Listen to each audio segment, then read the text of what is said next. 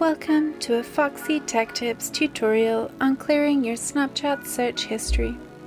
If you find this tutorial helpful, please consider subscribing to my channel and liking the video. To clear your search history on Snap, start by going to your profile page on Snapchat. Tap the settings icon from the top right. In settings, scroll down to the account actions category and then select Clear Search History. Tap Clear again on the pop-up. Your Snapchat search history has now been cleared. And that draws an end to this tutorial. Please like the video if you found it helpful and subscribe to Foxy Tech Tips for more Snapchat tips and tricks.